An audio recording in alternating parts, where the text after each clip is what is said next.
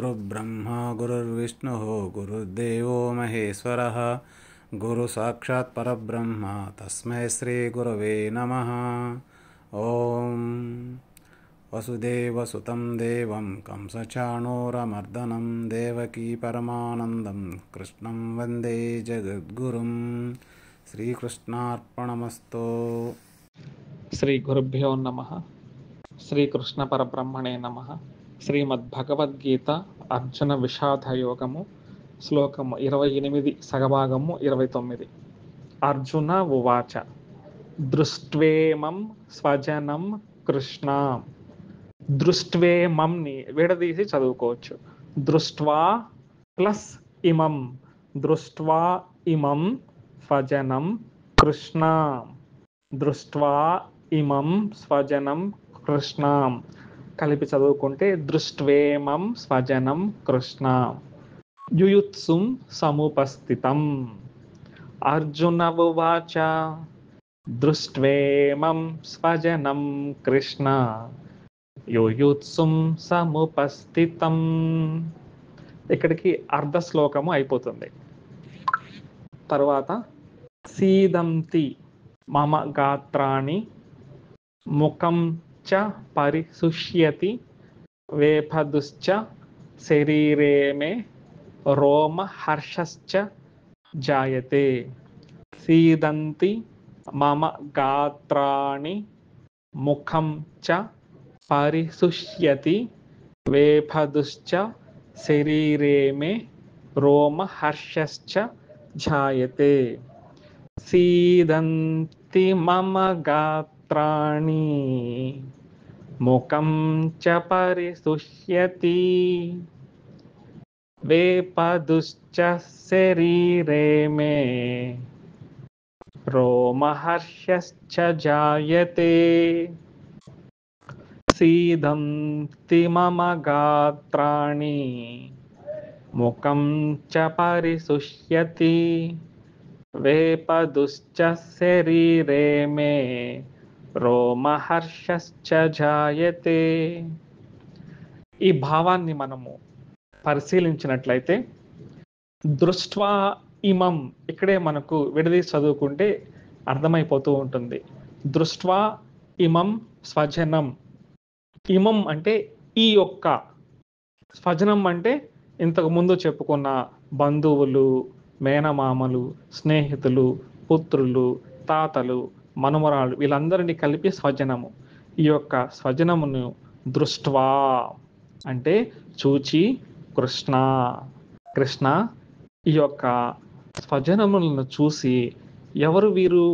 యుయుత్సుం సముపస్థితం. యుయుత్సుం అంటే యోద్ధ, ఇచ్చుం యుయుత్సుం అని మనము 1వ శ్లోకంలో చెప్పుకున్నాం. యుద్ధము చేయాలని ఎవరైతే ఇచ్చ కలిగి ఉంటారో వారు యుయుత్సుం అనేసి. సముపస్థితం అంటే యుద్ధానికి వచ్చి ఉన్నవారు. మొదటి శ్లోకంలో ధృతరాష్ట్రుల వారు ఇదే కదా చెప్తారు. ధర్మక్షేత్రే కురుక్షేత్రే సమవేత యుయుత్సవః. అదే పదము ఇక్కడ అదే పదం వచ్చిందనమాట. సమవేత యుయుత్సవః అనే దాన్ని యుయుత్సుం సముపస్థితం అంటే, ఓ కృష్ణ ఈ యుద్ధము చేయాలని కోరికతో వచ్చి ఉన్న వీరందరూ నా స్వజనులను, వీరిని చూచి సీదంతి మమ గాత్రాణి ముఖం చ పరిశుష్యతి వేపదుశ్చ శరీరే మే రోమహర్షశ్చ జాయతే. ఆయన పరిస్థితి రాగము లోపలికి వచ్చేసింది కాబట్టి ఇప్పుడు ఏమైందంటే సీదంతి మమ గాత్రాణి. మమ గాత్రాణి అంటే నా యొక్క శరీర అంగములు సీదంతి పట్టు తప్పిపోవుచున్నవి. రాగం యొక్క మొట్టమొదటి స్టెప్ ద్వారా ఏమైందంటే శోకం వచ్చేసింది, మోహంలో కొట్టుకుని పోయి ఉన్నారు అర్జునుల వారు. ఇక్కడ నుంచి అర్జున గీత అని చెప్పుకోవచ్చు. కానీ అర్జున గీత ఏంటంటే అధర్మబద్ధమైనది కాబట్టి అర్జున గీతని సపరేట్గా ఎవరు రాయబడలేదన్నమాట. కాబట్టి సీదంతి మన గాత్రాణి అంటే సీదంతి పట్టు తప్పిపోతున్నాయి. ఏం పట్టు తప్పిపోతున్నాయి? మమ గాత్రాణి నా శరీర అంగములు. ముఖం చ పరిశుష్యతి. చ అంటే మరియు, ముఖం పరిశుష్యతి. ముఖము అంటే నోరు. నోరు ఏమైపోతుందంటే పరిశుష్యతి బాగా ఎండిపోతూ ఉంది. వేపదుశ్చ శరీరే మే. మే అంటే నా యొక్క శరీరము, నా యొక్క శరీరే అంటే శరీరము. వేపదుశ్చ గడగడ వణికిపోతూ ఉంది, కంపనము చెందిపోతుంది, వణికిపోతూ ఉంది. ఇంకా రోమహర్షశ్చ జాయతే. రోమాలు, నా వెంట్రుకలు ఏవైతే ఉన్నాయో నిక్కబొడుచుకుంటున్నాయి. జాయితే ఆ యొక్క రోమాలు ఏమవుతుందంటే గగురుపాటుకు లోనవుతూ ఉన్నాయి. ఇంగ్లీష్‌లో గూస్ బంప్స్ అంటూ ఉంటారు. ఇంగ్లీష్ మీడియం వాళ్ళకి బాగా తెలుసు. గూస్ బంప్స్ అంటే రోమాంచితము కావడం, రోమహర్షస్థ జాయతే. అంటే ఇప్పుడు ఏం చెప్తున్నారంటే అర్జునుల వారు ఇక్కడి నుంచి తన రాగశోక మోహాలను చెప్తూ ఉన్నారు. అయితే విషయం ఏంటంటే ఒక డాక్టర్ గారి దగ్గరికి వెళ్ళినప్పుడు తన డిసీజ్ ఏమైతే ఉంటుందో చక్కగా చెప్పగలగాలి. అర్జునుల వారి ఈ ప్రయత్నమే అన్ని తనకు కలిగిన ఈ యొక్క డిసీజ్ సింప్టమ్స్ మొత్తం చెప్తూ ఉన్నారనమాట. ఇది కారణం ఏమైంది డిసీజ్ రావడానికి? వెంటనే కృష్ణ, నేను నా బంధువులందరిని చూశాను కదా! యుద్ధం కోసం వచ్చిన వాళ్ళందరిని. వారందరిని చూడగానే నా యొక్క శరీరము గడగడ వణకడం మొదలు పట్టు తప్పిపోయింది. నోరెండిపోతూ ఉంది. శరీరం వణుకుతూ ఉంది. వెంట్రుకలు నిక్కబొడుచున్నాయి కృష్ణ అనేసి తన యొక్క స్వభావాన్ని చెప్తూ ఉన్నారన్నమాట. యుద్ధాభిలాషతో యుద్ధ భూమి యందు చేరి ఉన్న స్వజన సముదాయమును చూచి దుఃఖమును పొందిన వాడే అర్జునుడు ఇట్లు పలికెను. ఓ కృష్ణ, యుద్ధము చేయగోరి సంసిద్ధులై ఉన్న నా బంధు జనులను చూచి నా అవయవములు పట్టు తప్పుచున్నవి. నా నోరు కూడా ఎండిపోచు ఉన్నది. నా శరీరంలో వణుకు మరియు గగుర్పాటుకు కూడా లోనవుతూ ఉన్నాను. శ్రీ గురుభ్యో నమః. శ్రీకృష్ణ పరబ్రహ్మణే నమః. శ్రీమద్భగవద్గీత అర్జున విషాదయోగము శ్లోకము 30. గాంధీవం స్రంసతే హస్తాత్ త్వక్చైవ పరిదహ్యతే. త్వక్చైవ అనే దాంట్లో 3 పదాలు కలిసి ఉంటాయన్నమాట. త్వక్కు చ ఏవ, త్వక్కు చ ఏవ. చదువుకునేటప్పుడు త్వక్ చ ఏవ అని మనం మనసులో అనుకుంటే త్వక్ చ ఏవ, కలిపి చదువుకుంటే త్వక్ చైవ, త్వక్ చైవ, త్వక్ చైవ పరిదహ్యతే. నచ శక్నోమ్యవస్థాతుం, శక్నోమవస్థాతుం ఇది 2 పదాల కలయిక. శక్నోమి అవస్థాతుం 2 పదముల కలయిక. శక్నోమ్యవస్థాతుం 2 పదాలు ఏమంటే శక్నోమి అవస్థాతుం, నచ శక్నోమి అవస్థాతుం, నచ శక్నోమి అవస్థాతుం. కలిపి చదువుకుంటే నచ శక్నోమ్యవస్థాతుం. విడదీసి 2-3 సార్లు చదువుకుంటే కలిపి చదువుకోవడానికి వచ్చేస్తుంది. నచ శక్నోమ్యవస్థాతుం భ్రమతీవ చ మే మనః. గాంధీవం స్రంస్రతే హస్తాత్ త్వక్ చైవ పరిదహ్యతే. నచ శక్నోమవస్థాతుం భ్రమతీవ చ మే మనః. గాంధీవం స్రంసతే హస్తాత్ త్వక్ చైవ పరిదహ్యతే. నచ శక్నోమ్యవస్థాతుం భ్రమతీవ చ మే మనః. గాంధీవం స్రంసతే హస్తాత్ త్వక్ చైవ పరిదహ్యతే. నచ శక్నోమ్యవస్థాతుం భ్రమతీవ చ మే మనః. గాంధీవం స్రంసతే హస్తాత్ త్వక్ చైవ పరిదహ్యతే. నచ శక్నోమ్యవస్థాతుం భ్రమతీవ చ మే మనః. అర్థాన్ని మనము శ్లోకంలో నుంచి చెప్పుకునే ప్రయత్నం ఇక మీదట చేద్దాము. కింద భావము తర్వాత మనము చూడాల్సిన అవసరం లేకుండా శ్లోకము చూడగానే మనకు భావం కూడా రావాలి. ఒకసారి పరిశీలించినట్లయితే గాంధీవం స్రంసతే హస్తాత్, ఈ గాంధీవం ఎక్కడి నుంచి వచ్చిందంటే కాండవ దహనం గురించి ఇంతకు ముందు చెప్పుకున్నాము. అగ్నిహోత్రుల వారు వృద్ధ రూపాన్ని ధరించి కృష్ణార్జునుల దగ్గరకు వచ్చి నాకు అజీర్తి చేసింది, కాండవ దహనాన్ని చేస్తాను అంటే మాకు సరైన ధనస్సు రథం లేదన్నప్పుడు ఆయన అద్భుతమైన రథాన్ని గాంధీవము అనే మంచి శక్తి గల ఆ యొక్క ధనస్సును ఇవ్వడం జరిగిందనేసి మనతో ఇంతకుముందు చెప్పుకున్నాం. ఇదంతా కూడాము అంటే ఈ గాంధీవం ఏంటంటే అర్జునుల వారు ఏమంటారంటే నా దగ్గర అద్భుతమైన బాణాలు ఉన్నాయి కానీ నాకు భుజబలానికి సరిపోయేంతగా ధనస్సు లేదు అంటారు. అంటే అంత భుజబలానికి సరిపోయేంత అద్భుతమైన గాంధీవము, అంత అద్భుతమైన శక్తివంతమైన గాంధీవం అర్జునుల వారు మాత్రమే ధరించే శక్తి కలిగి ఉన్నవారు. ఇప్పుడు ఏమైందంటే సంసతే హస్తాత్, అటువంటి శక్తిగల గాంధీవాన్ని పట్టుకోగలిగే శక్తి ఉన్న అర్జునుల వారి చేతిలో నుంచి జారిపోతుంది. హస్తాత్ అంటే చేతు నుంచి. స్రంసతే అంటే జారిపోతూ ఉంది. గాంధీవం స్రంసతే హస్తాన్ అంటే నా యొక్క చేతి నుంచి ఆ గాంధీవము జారిపోతున్నది కృష్ణ అనేసి చెప్తూ ఉన్నారు. అలాగే త్వక్ చైవ పరిదహ్యతే, ఇక్కడ త్వక్కు చ ఏవ అని చెప్పుకున్నాము. చ ఏవ అంటే ఇంకను, త్వక్ అంటే చర్మము, ఇంకను చర్మం ఏమైపోతూ ఉందంటే పరిదహ్యతే అంటున్నారు. అంటే మండిపోతుంది, చర్మము కాలిపోతుంది, మండిపోతున్నది అంటారు. ఒక్కసారిగా చర్మము మంటలు మంటలుగా అయిపోతుంది. మనలో కొంతమంది అంటూ ఉంటారు కదా, నా కోపం ఎక్కువైపోయింది, నా శరీరం మంటలు మంటలుగా ఉందని. అదే పదాన్ని ఇక్కడ అర్జునుల వారు చెప్తున్నారు. త్వక్ చ ఏవ పరిదహ్యతే అంటే ఇంకా నా చర్మం కాలిపోతుందని చెప్తున్నారు. అలాగే నచ శక్నోమి అవస్థాతుం, నచ శక్నోం అవస్థాతం విడతీసుకుంటే ఇక్కడ అవస్థాతుం చ అని మనం కలిపి చదువుకోవాలి. నా చలో అవస్థాతంకి చాని కలుపుకుంటే నా శరీరాన్ని నిశ్చలంగా నిలిపి ఉంచేదానికి కుదరడం లేదు అని చెప్తున్నారు. నా శక్నోమి అంటే సమర్థుడిని కాకున్నాను, అవస్థాతుం చ అంటే నిశ్చలముగా నిలిపి ఉండడానికి, నా శక్నోమి అంటే ఈ విధంగా ఉండడానికి నేను నిలబడలేకున్నాను, సమర్థుడు కాకుండా ఉన్నాను అంటే నా శరీరాన్ని రథం మీద నిలిపి ఉంచడానికి కూడా నేను శక్తుడిని కాకపోతున్నాను. భ్రమతీవ చ మే మనః, చ మే అంటే అలాగే నా యొక్క అని అర్థము. భ్రమతీవ మనః, మనస్సు ఏమైపోతుందంటే భ్రమించిపోతున్నట్లుగా ఉంటుంది. ఎప్పుడైనా చూడకూడని దృశ్యాన్ని చూసినప్పుడు, వినకూడని ఒక శబ్దాన్ని విన్నప్పుడు మనకేమవుతుందంటే తలంతా గిర్రన తిరిగిపోతున్నట్టు, చుట్టుపక్కల ఏం జరుగుతుందో అర్థం కానట్టు, రకరకాలుగా కనిపిస్తున్నట్టు, కళ్ళు మసకబారుతున్నట్టు ఏదైతే స్థితి ఉంటుందో అదే స్థితిని అర్జునుల వారు ఇప్పుడు అనుభవిస్తున్నారు. గాంధీవం స్రంసతే హస్తాత్ అంటే చేతిలో నుంచి గాంధీవం జారిపోతుంది. త్వక్చైవ పరిదహ్యతే ఈ యొక్క చర్మము ఎండిపోతూ ఉన్నది.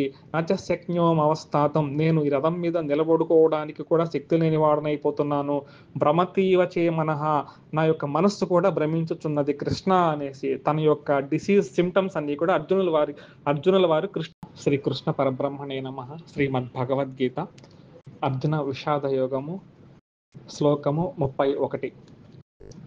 నిమిత్తాని చ పశ్యామి విపరీతాని కేశవ నచ శ్రేయోను పశ్యామి. దీన్ని విడదీసి చదువుకోవాలి. మొట్టమొదటిగా ప్రారంభంలో శ్రేయ అనుపశ్యామి, శ్రేయ అనుపశ్యామి, శ్రేయ అనుపశ్యామి కలిపి చదువుకుంటే శ్రేయోనుపశ్యామి. ఈ యొక్క సింబల్ ని అవగ్రహం అనేసి మనం పలుమార్లు చెప్పుకున్నాము. నచ శ్రేయోనుపశ్యామి హత్వా స్వజన మాహవే. నిమిత్తాని చ పశ్యామి విపరీతాని కేశవ నచ శ్రేయో అనుపశ్యామి హత్వా స్వజన మాహవే.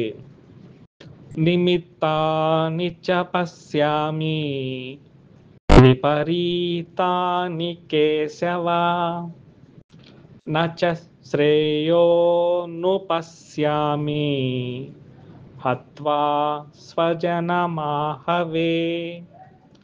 నిమిత్తాని చ పశ్యామి విపరీతాని కేశవ నచ శ్రేయోను పశ్యామి హత్వా స్వజనమాహవే. అర్థాన్ని కనుక పరిశీలించినట్లయితే కేశవ చక్కని పదాన్ని ఇక్కడ ఉపయోగించారు. కేశవ అంటే అర్థాన్ని పరిశీలించినట్లయితే కేశములు మనకు తెలుసు, శ్రీకృష్ణ భగవానుల వారికి ఈ వెంట్రుకలు చాలా అందంగా ఉంటాయంట. అందుకు అందమైన కేశములు కలవాడ అనేసి ఒక అర్థం వస్తుంటుంది. అలాగే కేసి అనే ఒక రాక్షసుడిని చంపుతాడు కాబట్టి కేశవ అనేసి ఇంకొక అర్థం పెద్దలు చెప్తూ ఉంటారు. కేశవలో కహ ప్లస్ అహ అని 2 పదాలు వస్తుంటాయి. ఇలా విడదీసి కూడా చెప్తుంటారు ఉపనిషత్తుల్లో. అంటే కహ ప్లస్ అహ ప్లస్ ఈశ. కహ అంటే బ్రహ్మదేవుడు, అహ అంటే విష్ణువు, ఈశ అంటే రుద్రులు. బ్రహ్మ, విష్ణు, రుద్రులను ఈ ముగ్గురు కన్నా కూడా అతీతమైన స్థితి, ఈ ముగ్గురికి కారణమైన స్థితి ఏదైతే ఉంటుందో అది కేశవ స్థితి, అంటే పరబ్రహ్మ స్వరూపుడు అనేసి చెప్తున్నారనమాట. అలాగే ఇంకొంతమంది మహనీయులు కహ ప్లస్ ఈశ అని చెప్తుంటారు కేశవ అని. అంటే బ్రహ్మవారిని సృష్టి క్రమంలో నిలుపుతూ ఈశ్వరుల వారిని సృష్టి క్రమాన్ని లయం చేసే కార్యక్రమంలో నియమించేవారు కేశవుడు అనేసి కొంతమంది పెద్దలు చెప్తూ ఉంటారు. ఈ విధంగా కేశవ అనే నామానికి పలు అర్థాలు చెప్తూ ఉంటారు. అలాగే పురాణాలలో క్లేశవ క్లేశనాశాయ అనేసి చెప్తూ ఉంటారు.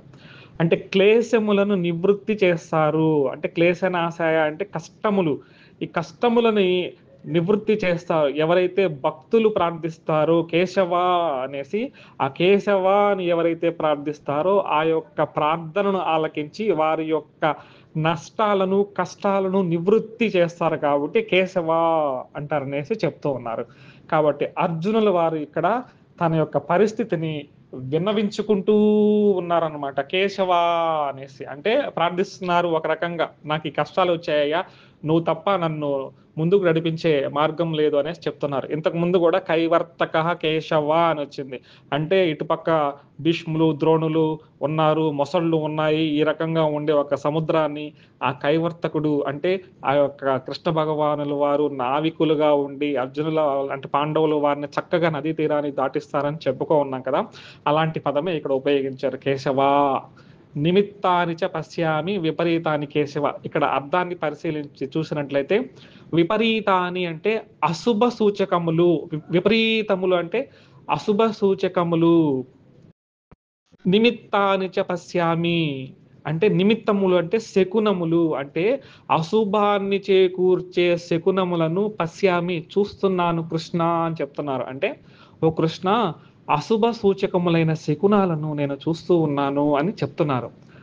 హత్వా స్వజనం ఆహవే, స్వజనం ఆహవే, ఆహవ అంటే యుద్ధము, ఈ యుద్ధమునందు స్వజనం నా బంధువులను హత్వా చంపడము ద్వారా, ఓ కృష్ణ ఈ యుద్ధములో నా బంధువులను చంపడం ద్వారా నచ శ్రేయో అనుపశ్యామి. అనుపశ్యం అంటే పశ్యము అంటే చూడడం అనమాట. నా అనుపశ్యం అంటే చూడలేకపోతున్నాను. ఏం చూడలేకపోతున్నాను? మంచి కలుగుతుందని, శ్రేయస్సు కలుగుతుందని నేను అనుకోవడం లేదు కృష్ణ అనేసి చెప్తున్నారు అనమాట. అంటే దీన్ని శ్లోకాన్ని బాగా చక్కగా అర్థం చేసుకుంటే శ్లోకంలో నుంచే భావాన్ని మనం ఎలా తీసుకురావాలో మనము ఇప్పుడు కొంచెం కొంచెంగా ప్రాక్టీస్ చేస్తూ పోతున్నాము. కేశవ అంటే అర్థం చెప్పుకున్నాము. ఎవరైతే ప్రార్థిస్తారో వారి క్లేశములన్నీ కూడా నాశనం చేసేవారిని కేశవ అంటారు. ఈ కేశవాన్ని ప్రార్థిస్తూ అర్జునుల వారు విపరీతాన్ని చపస్యామి నిమిత్తాన్ని అంటున్నారు. అంటే అశుభ సూచకములైన శకునాలను నేను చూస్తున్నాను. స్వజనులను చంపడం వల్ల హత్వా స్వజనమాహమే, ఈ యుద్ధంలో స్వజనులను చంపుకోవడం వల్ల నచ శ్రేయో అనుపశ్యామి, నేను ఎటువంటి మంచిని చూడడం లేదయ్యా అనేసి చెప్పుకుంటూ ఉన్నారన్నమాట అర్జునుల వారు. ఓ కేశవ, విపరీతమైన శకునములు నాకు కనబడుతున్నవి. నా బంధువులను యుద్ధములో చంపుట వలన శ్రేయస్సు కలుగుతుందని నాకు అనిపించడం లేదు. శ్రీ గురుభ్యో నమః. శ్రీకృష్ణ పరబ్రహ్మణే నమః. ఈరోజు చెప్పుకున్న 28, 29, 30, 31 శ్లోకాలు భావాన్ని కొంచెం అవుట్లైన్గా చూసుకున్నట్లయితే, పరిశీలించినట్లయితే అర్జునుల వారు చెప్తూ ఉన్నారు, దృష్ట్వేమం స్వజనం కృష్ణ యుయుత్సుం సముపస్థితం సీదంతి మమ గాత్రాన్ని ముఖం చ పరిశుష్యతి వేపదుశ్చ శరీరే మే రోమహర్షశ్చ జాయతే గాంధీవం స్రంసతే హస్తాత్ వక్చైవ పరిదహ్యతే నచ శక్నోమ్యవస్థాతుం భ్రమతీవ చ మే మనః నిమిత్తాని చ పశ్యామి విపరీతాని కేశవ నచ శ్రేయోను పశ్యామి హత్వా స్వజనమాహవే. ఇందులో అర్జునుల వారు చక్కని పదాన్ని ఉపయోగించారు. చక్కని పదము కాకుండా స్వజనం కృష్ణ, దృష్ట్వేమం స్వజనం కృష్ణ అని ఉపయోగించారనమాట. ఇన్ని లక్షణాలు అర్జునుల వారికి కలగడానికి ముఖ్యమైనది ఏమిటంటే స్వజనం అనే ఒక పదాన్ని గుర్తుపెట్టుకోవాలి. అర్జునుల వారి పరిస్థితికి కారణం ఏంటంటే స్వజనము. ఈ యొక్క 4 శ్లోకాలలో కీలకమైన పదము స్వజనము. ఈ స్వజనము అనే ఒక రాగానికి లోను కావడం ద్వారా శోకం వచ్చేసింది. శోకము ద్వారా మోహం వచ్చేసింది. మోహం వచ్చినప్పుడు ఏమవుతుందంటే బుద్ధిని భ్రమింపచేసి అధర్మాన్ని ధర్మముగా చేస్తుంది. ఎప్పుడైతే బుద్ధి నశించిపోతుందో మనస్సు శక్తిహీనమైపోతుంది. శక్తిహీనమైపోతే ఇంద్రియాలు పటుత్వాన్ని కోల్పోతాయి. అదే విషయాన్ని ఇక్కడ చక్కగా చెప్పడం జరిగింది. ఎప్పుడైతే స్వజనం దృష్ట్వేమం అని చెప్పడం ప్రారంభించారో, ఈ విధంగా బుద్ధి నశించిపోగా, మనస్సు నశించిపోగా, శరీరం పట్టు తప్పిపోగా, అప్పుడు కొన్ని సిమ్టమ్స్ బయలుదేరాయన్నమాట. అర్జునుల వారిలో. ఆ సిమ్టమ్స్ ప్రారంభానికి కారణం ఏంటండి? ఆ ముఖ్య జబ్బుకు కారణము దృష్ట్వేమం సజనం అనమాట. ఇప్పుడు ఆ సిమ్టమ్స్ని ఒక్కొక్కటి చెప్పుకుంటూ వస్తున్నారన్నమాట.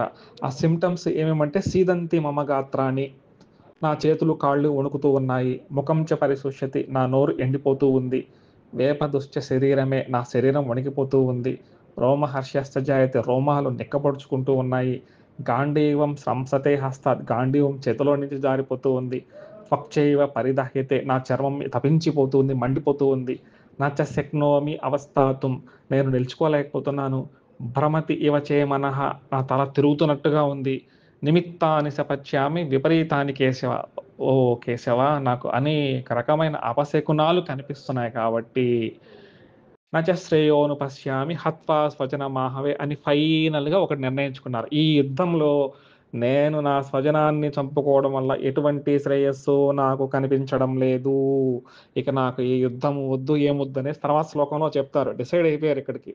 నచ శ్రేయోను పశ్యామి హత్వా స్వజన మాహవే అంటే వీళ్ళను చంపడం వల్ల, ఇక్కడ ఎవరిని చంపడం వల్ల? నా స్వజనులు, నా స్వజనులు, నా స్వజనులు అనే మాట గుర్తుపెట్టుకోవాలండి. ఈ విధంగా నిరాశ నిస్పృహాలకు లోనే ఎప్పుడు బుద్ధి పోతుంది, బుద్ధి పోయింది, మనస్సు పోయింది, శరీరం అన్ని పట్టుదప్పిపోయినాయి అనమాట. అయితే ఇక్కడ గమనించినట్లయితే ఈ యొక్క క్షత్రియులకు యుద్ధం అనేది స్వధర్మం అనమాట. క్షత్రియులకు యుద్ధం అనేది స్వధర్మం అనమాట. ఈ స్వజనులు అంటున్నారు కదా అర్జునుల వారు, స్వజనులు సుజనులు కాదు, గుర్తుపెట్టుకోవాలి. స్వజనులు అనుకుంటున్నారు, ఈ స్వజనులు సుజనులు కాదు. అంటే చాలా మంది దుర్మార్గులు అనమాట. ఈ దుర్మార్గాన్ని అణిచివేయడానికి స్వధర్మం పాటించాలి. క్షత్రియుడికి ఏంటంటే క్షతాత్రాయతే, మనం చెప్పుకున్నాము. క్షతాత్రాయతే క్షత్రియ అంటే సమాజంలో ఈ యొక్క సన్మార్గులను రక్షించడమే ఈ యొక్క క్షత్రియుల పని చెప్పుకున్నాం అనమాట. ఈ యొక్క స్వధర్మాన్ని అర్జునుల వారు పాటించలేదంటే ఎన్నోసార్లు భారతంలో కనిపిస్తూ ఉంటుంది. ఒక చిన్న ఉదాహరణ చూస్తే, ఒక బ్రాహ్మణుల వారి గోవు అనేది అపహరించబడుతూ ఉందన్నమాట. ఆ బ్రాహ్మణుల వారు వచ్చి అర్జునుల వారిని ప్రార్థిస్తే ఆ దొంగల ముఠాన్ని అంతం చేయాలి. అంతం చేయాలంటే ఆయుధ కారాగారంలో ఉన్నాయి ఆయుధాలన్నీ. ఈ ఆయుధ కారాగారం ఎక్కడ ఉంది? ధర్మరాజు గారి యొక్క శయ్యాగారము, అంటే ఆ యొక్క మందిరము. ఆ యొక్క మందిరం వెనకాల ఉందన్నమాట. అంటే అక్కడి నుంచి వెళ్ళాలి. కానీ ఇక్కడ నియమం ఉందన్నమాట. ద్రౌపది అమ్మగారు ఆ సందర్భంలో ధర్మరాజు గారితో ఉంటారు. ఇలా ఏకాంత మందిరంలోకి వేరొకరు వెళ్ళకూడదని వారొక నియమం నిర్ణయించుకున్నారు. కానీ స్వధర్మాన్ని అనుసరించాలంటే ధనుర్బాణాలు కావాలి, దొంగలను హతమార్చాలి. ఇప్పుడు ఏం చేస్తారంటే ఆయన ఆ యొక్క స్వధర్మం అంటే ఆ బ్రాహ్మణులను రక్షించాలి కాబట్టి ఆ ఏకాంత మందిరంలో నుంచి వెళ్ళి తర్వాత ఆ యొక్క దొంగలను చంపి ఆ గోవులను ఆయనకి ఇస్తాడనమాట. సరే, తర్వాత ఏం జరుగుతుందంటే ఏకాంత మందిరంలోకి పోయారు కాబట్టి ప్రాయశ్చిత్తం కోసం కొన్ని సంవత్సరాలు వనవాసం చేస్తారు. అది వేరే కారణం అనమాట. అంటే అర్జునుల వారు స్వధర్మనిష్ట చేయడంలో చాలా గొప్పవారు అనమాట. కానీ ఇప్పుడు ఏం తగులుకుందంటే రాగమోహ శోకాల ద్వారా స్వజనులు స్వజనులు అంటున్నారు. ఇది సాధారణమైన వ్యక్తి పని, నరుడి యొక్క పని. నారాయణుడి యొక్క మనస్తత్వం ఎలా ఉందో చూడండి. నారాయణుల వారు కూడా స్వధర్మాన్ని చేస్తారు. ఆయన ధర్మాన్ని ఉద్ధరించడానికి అవతారము తీసుకున్నారు. కానీ నారాయణుల వారికి, శ్రీకృష్ణ భగవానుల వారికి స్వజనము ఏమీ లేదు. ఆయనకి ఏంటంటే ధర్మం ఇటు పక్క ఉంటే అటు పక్కే, స్వజనులు లేదు, బంధువులు లేదు, ఫ్రెండ్షిప్ ఎవ్వరూ లేదనమాట. ఉదాహరణగా చూసినట్లయితే దుర్యోధనుల వారు ఎవరు? స్వయాన వియ్యంకుడు. వియ్యంకులు అంటే దుర్యోధనుల వారి కుమార్తె లక్షణ గారు ఎవరైతే ఉంటారో ఆ లక్ష్మణ గారిని శ్రీకృష్ణ యొక్క భార్య గారు జాంబవతి అమ్మవారి యొక్క పుత్రుడు సాంబుడు ప్రేమించి వివాహం చేసుకుంటారు. అది వేరే కథ. అలాగే కనుల వారు ఎవరు అక్కడ ఉండేది? మేనత్త కుమారు అంటే కుంతీదేవి పెద్ద పుత్రుడు ఘటోద్గచుడు ఉన్నాడు.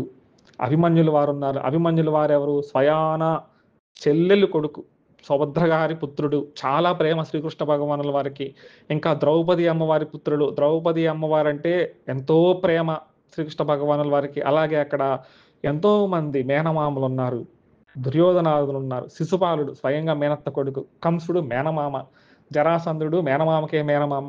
భీష్ముల వారు పరమ భక్తులు శ్రీకృష్ణ భగవానుల వారికి. ఇంకా చెప్పుకోవాలంటే ఇవన్నీ చాలా ఉన్నాయన్నమాట. అంటే వీళ్ళందరూ కూడా భక్తులు ఉన్నారు, స్నేహితులు ఉన్నారు, బంధువులు ఉన్నారు. అయినప్పటికీ పెద్ద పీట దేనికి వేశారు అంటే స్వధర్మనిష్టకే పెద్ద పీట వేశారు భగవానుల వారు. పరపక్షము లేదు, స్వపక్షము లేదు, బంధువులు లేదు, స్నేహితులు లేదు. మనం ఇంతకు ముందు చెప్పుకున్నట్టుగా మనకు అనుబంధమా ధర్మమా అని రెండు సంశయాలు వచ్చినప్పుడు జ్ఞాని అయిన వారు ధర్మం వైపే మొగ్గు చూపాలని చెప్పుకున్నాము. శ్రీకృష్ణ భగవానుల వారు దేవాది దేవుడు, ఆయన ఏం చేస్తున్నారు? ఇదే కదా చేస్తూ ఉన్నారన్నమాట. కాబట్టి ఈ శ్లోకంలో సమస్య ఎక్కడొచ్చింది? స్వజనము, బంధువులు. సాధారణమైన వారు ఈ విధంగా బంధాలలో చిక్కుకొని పోతారు. జ్ఞాని శ్రీకృష్ణ భగవానుల వారి మాదిరిగా ఏం చేస్తారంటే ఈ విధంగా ధర్మానికి మాత్రమే ఆ మొగ్గు చూపుతారనమాట. ఇక్కడ అర్జునుల వారు తనకు వచ్చిన సిమ్టమ్స్, పేషెంట్ ఏం చేస్తున్నారంటే డాక్టర్ గారి దగ్గరికి వచ్చేసి తన సిమ్టమ్స్ చెప్పుకుంటూ ఉన్నారు. ఈ సిమ్టమ్స్ ఫస్ట్ వింటున్నారనమాట. ఒక మహానుభావులు వారు చాలా అద్భుతమైన పదాన్ని ప్రయోగించారు. డాక్టర్ శ్రీకృష్ణ డబుల్ ఎండి అనేసి చక్కగా ఒక మహనీయులు చెప్పారు. చాలా బాగుంది అనిపించింది. డాక్టర్ శ్రీకృష్ణ ఎండి డబుల్ ఎండి అంటే ఎం అంటే master in destroying mental disasters అంట. చాలా బాగా నచ్చింది కాబట్టి నాకు ఈ పదం ఇక్కడ ఉపయోగించుకుంటున్నాము. అంటే ఇక్కడ రోగి అయిన అర్జునుడు వారు తన యొక్క రోగ లక్షణాలు, సిమ్టమ్స్ అన్ని చెప్తూ ఉంటే డాక్టర్ శ్రీకృష్ణ గారు డబుల్ ఎండి గారు masters in destroying mental disasters అనే క్వాలిఫికేషన్ ఉన్నవారు. అతనికి ఆ సిమ్టమ్స్ అనుసరించి తర్వాత శోక రాగ మోహాలను పోగొట్టడానికి ఆత్మజ్ఞానాన్ని తర్వాత ఎలాగో ఇస్తారన్నమాట. కాబట్టి అర్జునుల వారి యొక్క ఇంత సమస్య ఎందుకు వచ్చిందంటే తర్వాత స్వబంధువులను తన స్వజనాన్ని నేనే చంపుతున్నాను అనే ఒక రాగము అక్కడ రావడం ద్వారా, రాగము వలన శోకం వలన మోహము అంతా జరిగిపోయిందనమాట. ఈ యొక్క శ్లోకాలను కన్క్లూజన్గా మనము కఠోపనిషత్తులో ఒక చక్కని శ్లోకంతో ముగిద్దామండి. సస్యం ఇవ మర్త్యః వచ్చతే సస్యం ఇవాజాయతే పునః. ఒక చిన్న శ్లోకము ఏంటంటే, సస్యం ఇవ అశాశ్వతమైన మనుషులను పట్టుకొని ప్రాకులాడుతూ ఉంటారంట. ఇది చాలా చక్కగా అనిపిస్తూ ఉంటుంది. మనుషులే అశాశ్వతమైన వాళ్ళు, అశాశ్వతమైన మనుషులనే పట్టుకొని ఈ యొక్క రాగ మోహ శోకాలలో పడిపోతుంటారంట. ఇలా పడిపోవడం ద్వారా అనేక పునర్జన్మలు వస్తుంటారు. ఇదే సంసారము. రాగము మోహము శోకము, రాగము ప్లస్ శోకము ప్లస్ మోహము ఈజ్ ఈక్వల్ టు సంసారం. ఈ సంసారంలో మరలా అనేక జన్మలు తీసుకుంటూ ఉంటారనమాట. అంటే ఎక్కడ పుడతారో తెలియదు. 84 లక్షల జీవరాశులు ఎక్కడైనా పుడతారంట.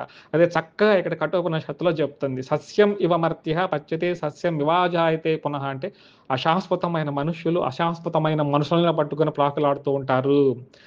అజ్ఞాని ఏం చేస్తాడంటే ధర్మం కన్నా కూడా మనుషులే ముఖ్యం అనుకుంటాడు అజ్ఞాని. కానీ జ్ఞాని ఏమనుకుంటారంటే అశాశ్వతమైన మనుషుల కన్నా ధర్మమే ముఖ్యమని తెలుసుకుంటారు. ఈ శ్లోకాన్ని మనము ఇక్కడ అన్వయం చేసుకోవచ్చు. ఇప్పుడు అర్జునుల వారు స్వతహాగా జ్ఞాని అయినప్పటికీ కూడా కానీ ఇక్కడ పరిస్థితుల అనుగుణంగా స్వజనులు అనేసి బుద్ధి, మనస్సు, శరీరము అక్కడ పట్టు తప్పిపోగా అజ్ఞానిగా ఉన్నారు. ఇప్పుడు ప్రస్తుతం అజ్ఞానిగా ఉన్నారు. ఈ అజ్ఞానం ఏం చేస్తున్నారంటే ధర్మాన్ని కన్నా, స్వధర్మమైన క్షత్రియ ధర్మం యుద్ధానికన్నా కూడా ఏం చేశారు? మనుషులను పట్టుకొని పీకులాడుతున్నాడు. నా వాళ్ళు, నా గురువులు, నా స్నేహితులు, నా పుత్రులు, నా మనవులు, నా తాతలు ఇవన్నీ పట్టుకొని పీకులాడుతూ ఉన్నాడు అనమాట. ప్రాకులాడుతూ ఉన్నాడు. జ్ఞాని అయిన భగవానుల వారు ధర్మమే ముఖ్యం అనుకొని ధర్మ సంస్థాపనార్థాయ సంభవామి యుగే అంటున్నారు. కాబట్టి ఉపనిషత్తుల సారమంతా కూడా మనకు భగవద్గీతలో ప్రతిఫలించేట్టుగా చేస్తూ ఉంటుంది. సస్యమివ మర్త్యః పచ్యతే సస్యమివాజాయతే పునః అంటే అశాశ్వతమైన మనుషులను పట్టుకొని ప్రాకులాడుతూ ఉంటారు. అజ్ఞాని ధర్మం కన్నా మనుషులే అని పట్టుకుంటారు. జ్ఞాని అశాశ్వతమైన మనుషుల కన్నా ధర్మాన్ని పట్టుకుంటారు. మనం భగవద్గీత చదువుకుంటూ ఉన్నాము, భగవద్గీత నేర్చుకుంటూ ఉన్నాము. ఇవి నేర్చుకుంటే పుణ్యం వస్తుంది అన్నట్టుగా కాకుండా ఇందులో విషయాలను మనకు అన్వయింప చేసుకోవాలి. ధర్మమే ముఖ్యము. ధర్మో రక్షతి రక్షితః. శ్రీకృష్ణార్పణమస్తు.